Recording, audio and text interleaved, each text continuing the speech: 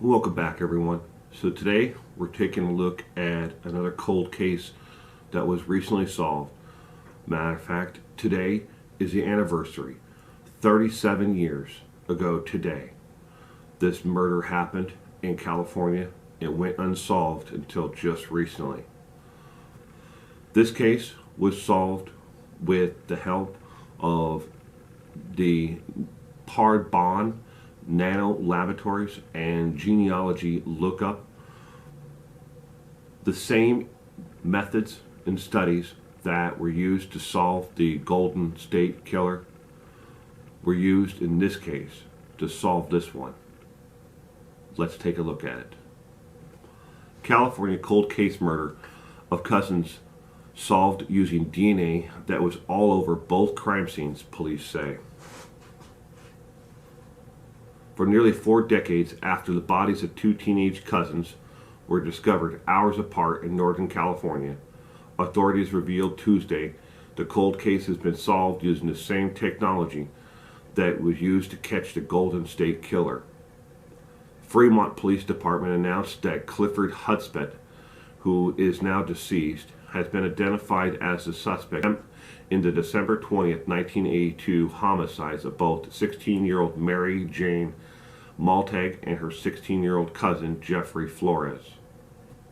December 20th, 1982, early morning, just before 6 a.m., as the fog started to lift from the valley floor, a caller called and said a body had been found near the intersection of Green Valley and Scotts Creek Road in Fremont, not far from Millspat's border. Officers later identified the body as 16-year-old Jeffrey Flores Atup, who officials said had extreme visible injuries and was a homicide victim. Around 2 hours later, a second call came in. A person down near the intersection of Hunts Road and Mission Boulevard had been found. Officers arrived and found 16-year-old Mary Jane Malatag dead of visible injuries associated with homicide. Initially, it was unknown if the 2 murders were related, but as investigators progressed, the 2 victims were identified as being cousins.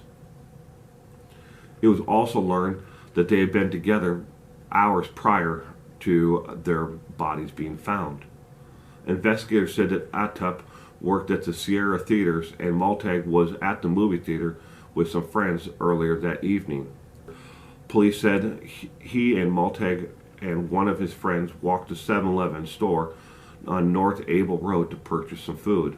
The pair was last seen walking along North Abel Road at about 12:35 a.m., headed towards Atup's home, but they never arrived. After authorities described as an exhaustive investigation with multiple interviews, the case went cold until 1999. When Fremont police decided to look at the case again, as DNA was becoming more prevalent in investigations of crimes. The suspect DNA was all over both crime scenes, and there was a sole source. Detective Jacob Blass of the Fremont Police Department told news reporters on Tuesday. After being unable to find a match in the state and local databases, the case once again went cold until 2018, when Blass took a new look at the case. Blass used investigative genealogy tools to use to help find the Golden State Killer.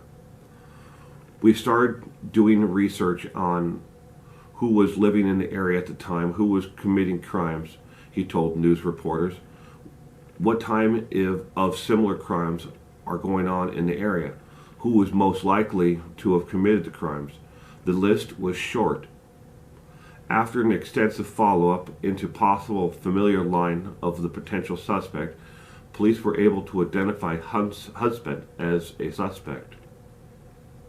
Hudspeth, who was 31 years old in 1982, lived in the area of the murders and lived relatively close to where the teens were found and last seen walking. Investigators said Fremont police added that he had a history of violence, including bank robbery, sexual assault, and attempted homicide. Once Hespeth had been identified as a potential suspect in this case, it was discovered he had been dead since October of 1999. Police said he died at the age of 48 as a result of a medical condition. To confirm Hespeth's involvement in the murders, authorities obtained a search warrant and exhumed his remains, buried in a cemetery in Santa Clara, to confirm his involvement. Police said DNA evidence was extracted from Hespeth's remains, and through DNA testing, Hespeth was confirmed to be the murderer.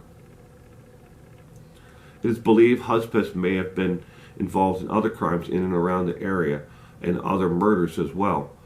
He was known to have lived in Arkansas, San Diego in the months preceding this crime. The families of Jeffrey Flores Atup and Mary Jane Malatag said they were very appreciative of the department's efforts, but asked for privacy during this difficult time. Police spokesman went on to say that there may be as many as 6 other homicides that are associated with this individual. At this time, we are testing the DNA to find out if he really was involved in these other homicides, finally solved after 37 years. Finally the family has a way to rest, to ease their mind, to know who took these 2 teenagers, cousins, who were doing nothing wrong. They had defensive wounds on both their arms and hands. Cold, blooded, vicious crimes of murder. For what reason? No one will ever know. They didn't have anything of value on them. The items that they purchased from the 7-Eleven store consisted of 3 drinks, some snack food, and a baked sandwich that they were going to rewarm once they got home. That's it. Did he kill them for the food?